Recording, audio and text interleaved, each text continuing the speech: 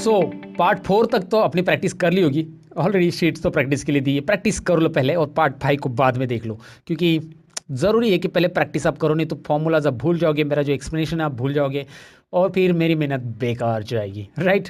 तो आपकी भी मेहनत बेकार जाएगी, आपने भी जो टाइम दिया है वो अगर आप प्रैक्टिस नहीं करते तो मतलब ही नहीं उसका दोस्तों।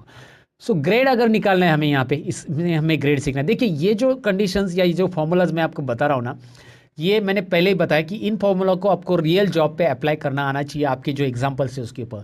मैं आपको एक ऐसा एग्जांपल यहाँ पे दिखा रहा हूँ जो आपकी पहचान का है, जिसे समझना आपके लिए बहुत आसान है। जैसे कि आपको पता है कि ग्रेड कैसे निकालते हैं, स्कूल में आपने देखा ही होगा, मैं यहाँ पे लिख देता हूँ ग्रेड क्या होता है, कैसे होता है, आपको बताइए, बताने की जरूरत नहीं। 90 अबो है या 75 अबो से लेता हूँ मैं, 75 अबो है तो उसे हम कौन सा ग्रेड देते हैं, ए प्लस देते हैं। 90 अबो है तो ए प्लस प्लस वगैरह वो भी ले सकते हैं आप। 75 अबो वालों को हमें ए प्लस देना है। अच्छा 60 वालों को कौन सा ग्रेड रहता है, 60 अबो वालों को ए ग्रेड हम वहाँ पे देते हैं। 50 अबो या 45 अबो जिसे भी हम बोलेंगे, 45 ले लो, 45 अबो वालों को हम देंगे यहाँ पे बी ग्रेड, और 35 अबो वालों को हम देंगे यहाँ पे सी ग्रेड, और जो 35 से नीचे उनकी तो बात ही नहीं करनी है, क्योंकि आपको पता है उनको मिलने वाला है डी ग्रेड, या फिर फेल ही लिख देंगे हम उसको, डी ग्रेड की ज़रूरत ही नहीं है, हम उसे फेल ही देने वाले हैं, बिलो 35 नीचे जो रहेगा, राइट। सो ये हमारी कंडीशन है और इसके हिसाब से हमें ग्रेड देना है। तो अब चेंज क्या हो गया फॉर्मूला में, इफ में पहले क्या हो रहा था कि हमारे पास मल्टीपल कंडीशंस आ रही थी, आंसर दो ही रह रहे थे, आंसर दो ही, मतलब पास और फेल ही आंसर निकालना था, लेकिन कंडीशन थी मल्टीपल। देखिए ना, कंडीशन 1, कंडीशन 2, कंडीशन 3, तीन तीन कंडीशन थी, इसलिए हमने एंड यूज़ किया। अब हमें एंड यूज़ करना है या नहीं है, एंड यूज़ नहीं करना है, क्योंकि हमारे पास मल्टीपल कंडीशन है ही नहीं है। हमारे पास कंडीशन की सेल एक ही है, ग्रेड वाली, मतलब ग्रेड हमें ग्रेड किसके ऊपर निकालना है, ये तो मैं बताना भूल गया आपको। ये परसेंटेज है हमारा, ये टोटल नहीं है, ये परसेंटेज सेल है। तो परसेंटेज एक कॉलम ऐड करना पड़ेगा यार, ये हमने नहीं किया, इतना तो रह गया। इंसर्ट करिए एक कॉलम को, राइट क्लिक करके इंसर्ट, और यहाँ पे एक परसेंटेज कॉलम ऐड करते हैं हम लोग, यहाँ पे परसेंटेज कॉलम, चलो मैं ऐसा लिख देता हूँ। और परसेंटेज निकालने के लिए सिंपल फॉर्मूला याद रखिए, फॉर्मूला बोल रहा हूँ मैं, फंक्शन नहीं, फॉर्मूला क्या है, इज इक्वल टू, इस टोटल को डिवाइड करेंगे हम आउट ऑफ मार्क्स और 100 के रेशियो के साथ। आउट ऑफ मार्क्स है इसके 300 में से मिला है ये टोटल, ये 3 सब्जेक्ट के 100 मार्क्स में से 300 हो गया आउट ऑफ मार्क्स, और यहाँ पे मल्टीप्लाई बाय 100, ये बात याद रखिए, आउट ऑफ मार्क्स इंटू 100 ये रहेगा। एंटर कीजिए और ये परसेंटेज आ गया, देखिए परसेंटेज। अब बोलोगे यार एवरेज तो निकाला था सर, ये परसेंटेज अलग सा क्यों निकाला, एवरेज के ऊपर ही हम ग्रेड निकालते हैं? नहीं दोस्तों, एवरेज और परसेंटेज अलग अलग होता है, वो दिखता सेम है और अलग अलग होता है। मतलब मेरा कहना ये है दोस्तों यहाँ पे, कि जब यहाँ पे सब्जेक्ट तीनों भी या जितने भी सब्जेक्ट है 100 मार्क्स के, तो एवरेज और परसेंटेज सेम ही रहेंगे, राइट। तो आपको अलग सा परसेंटेज निकालने की जरूरत नहीं। लेकिन कोई सब्जेक्ट अगर 50 मार्क्स का है, कोई 150 मार्क्स का, या 200 मार्क्स में, मतलब 200 में से मार्क्स मिल रहे हैं, जैसे मैथ्स में वगैरह होता है, मतलब महाराष्ट्र गवर्नमेंट में तो ऐसे ही है। मैथ्स में सपोज 150 मार्क्स का मैथ का सब्जेक्ट है, आपको 140 मिले, यहाँ पे मैं आपको दिखाता हूँ, यहाँ पे 140 मिले, यहाँ पे आपको 99 मिले इस सब्जेक्ट में, और यहाँ पे इस सब्जेक्ट में आपको मिले सपोज 98। तो अब ये 3 सब्जेक्ट में आपको मिले हैं कितने मिले, 337, और एवरेज कितना हो गया, 112। परसेंटेज 100 से ज़्यादा होते हैं क्या? नहीं होते, क्योंकि यहाँ पे ये सब्जेक्ट 150 में से है, तो हमारा परसेंटेज यहाँ पे क्या होगा, परसेंटेज का फॉर्मूला चेंज होगा हमारे यहाँ में, 300 नहीं आएगा, 350 आएगा। 350 क्यों, बताओ मुझे ज़रा। 350 सिंपल लॉजिक है, ये 150 मार्क्स है, इसका आउट ऑफ मार्क्स 150 में से, ये 100 में से, ये 100 में से, 150 100 कितने हो गए, 350। 350 में से उसको कितने परसेंटेज है ना, 96 परसेंटेज मिले। ये देखो दोनों अलग अलग है, एवरेज और परसेंटेज अलग अलग होते हैं, रहते हैं हमेशा।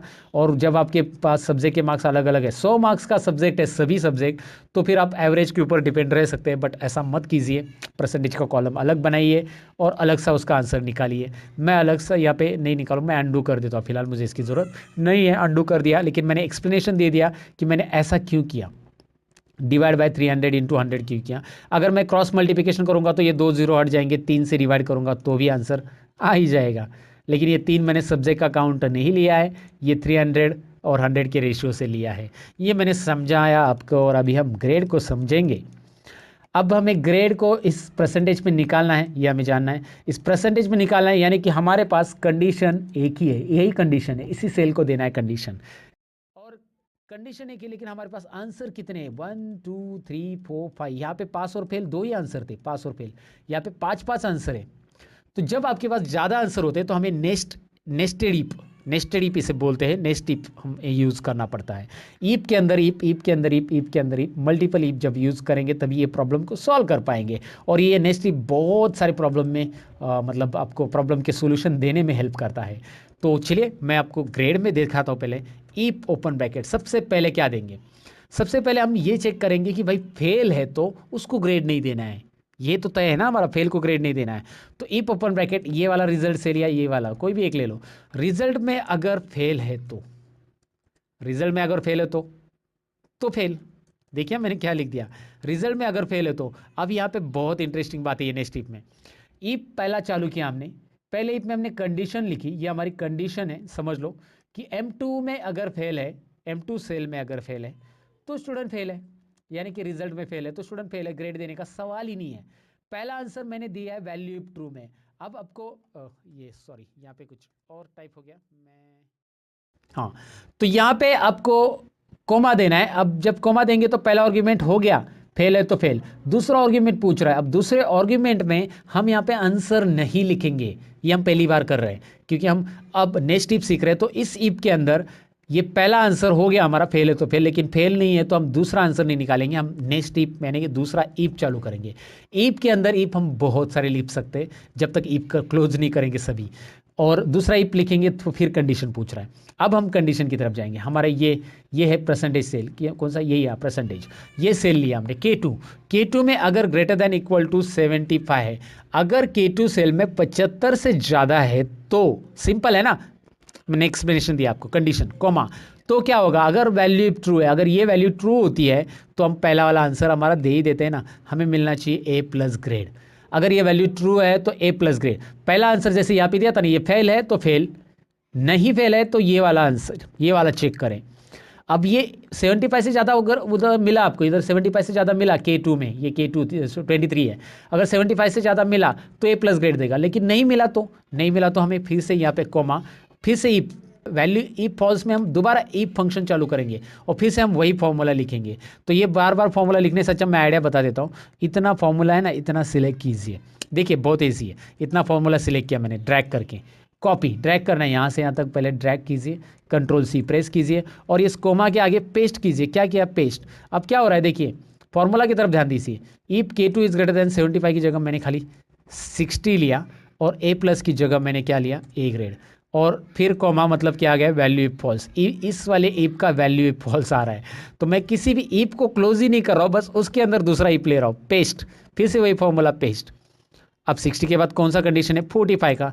सो 45 से ज़्यादा है तो कौन सा ग्रेड रहेगा, यहाँ पे B ग्रेड है ना, बस आपको यहाँ पे इन्वर्टेड कॉमा में ग्रेड देना है, फिर पेस्ट करना है फॉर्मूला। अब यहाँ पे कौन सा कंडीशन है मार्क्स का, 35 का, 35 से ज़्यादा है तो कौन सा ग्रेड, C ग्रेड दोस्तों, और बस खत्म, राइट। अब आपको यहाँ पे कॉमा, ये जो लास्ट की कंडीशन है ना, देने की ज़रूरत नहीं है। क्यों, क्योंकि 35 से ज़्यादा तक हो गए, 35 से नीचे वालों को देना नहीं है, फेल है ऑलरेडी। तो कॉमा के आगे कुछ नहीं करेंगे हम, बस एंटर करेंगे। अब मैं एंटर क्यों बोल रहा हूँ, क्योंकि सभी ईप के ब्रैकेट हमें क्लोज करने हैं, जितने भी ईप ओपन है, लेकिन इतना काउंट करना टाइम जाएगा ना, तो एक्सेल आपको खुद बताएगा कि यहाँ पे 4-5 ब्रैकेट क्लोज होने चाहिए, और वो खुद करेगा, बताएगा और करेगा साथ में, आपको करने की ज़रूरत नहीं। एक्सेल के पास मैंने बोला ना AI है, आर्टिफिशियल इंटेलिजेंसी, हाँ मतलब उसका AI फोटोशॉप से मैच नहीं करा, इतना इंटेलिजेंस नहीं है, बट है। तो नॉर्मली वो सेंस बोलते हैं ना एक्सेल का, है कि यहाँ पे ब्रैकेट क्लोज होने चाहिए, वो कर लेता है। यस कीजिए। अब आपको ये बड़ा फॉर्मूला लग रहा है, लेकिन यहाँ पे आंसर भी इसका एक साथ मिल गया आपको, सभी को एक ग्रेड, सभी को यहाँ पे A ग्रेड क्यों है, क्योंकि उसके मार्क्स उतने ही हैं। अच्छा एक काम कर देते हैं, थोड़ा सा मार्क्स चेंज कर देते हैं। यहाँ पे जो सब्जेक्ट 1 है इसको मार्क्स हम 76 कर देते, और यहाँ पे इसको पास ही कर लेते पहले, 30 नहीं, इसको कर देते, हाँ 45 कर देते। अभी भी वो फेल है तो फेल ही आएगा, क्योंकि इसमें एक सब्जेक्ट में वो फेल है, इसको पास कर देते 35। अब देखिए उसको ग्रेड भी आ रहा है, अभी वो पास है तो डायरेक्टली ग्रेड आएगा, फेल है तो ग्रेड नहीं आएगा, B ग्रेड A ग्रेड। तो यहाँ पे एक कंडीशन ये समझ लो कि एक ईप कंप्लीट नहीं हुआ तो हम दूसरा ईप स्टार्ट कर रहे हैं, यहाँ पे देखिए, फिर इसी को हमने दूसरा ईप स्टार्ट किया, फिर आगे दूसरा ईप, फिर नेक्स्ट, इसी को नेस्टेड ईप बोलते हैं। समझ में आया आपको दोस्तों, ग्रेड कैसे निकालना है, डेफिनेटली आपको समझा होगा। ये एक मतलब छोटा सा फॉर्मूला नहीं, छोटा सा फॉर्मूला है, आपको लंबा दिख रहा है क्योंकि ये फॉर्मूला मैंने बस कॉपी पेस्ट मारा है दोस्तों। ये देखिए कॉपी पेस्ट, बार बार यही कॉपी किया है, कॉपी पेस्ट, कॉमा प्रॉपर ले दे दो। कोमा मत भूलिएगा, मैंने पहले से बोला है, कोमा भूलेंगे तो फॉर्मूला कोमा में चला जाएगा। आई मीन फॉर्मूला रिजल्ट नहीं देगा, एरर देगा, ये मेरा कहना है दोस्तों। सो इफ कंडीशंस को अच्छे से समझ लो, इफ सिंगल कैसे अप्लाई करना है, इफ एंड और के साथ कैसे अप्लाई करना है, इफ नेक्स्ट इफ मतलब इफ के अंदर इफ कैसे अप्लाई करते हैं, ये पार्ट्स में यहाँ पे कवर हो गए। और डेफिनेटली आप पार्ट 5 तक आ चुके होंगे और आपने सारी चीज़ों को अच्छे से सीख लिया होगा, प्रैक्टिकली सीख लिया होगा। अब मैं मिलता पार्ट 6 के अंदर। Thank you very much for watching guys, bye bye.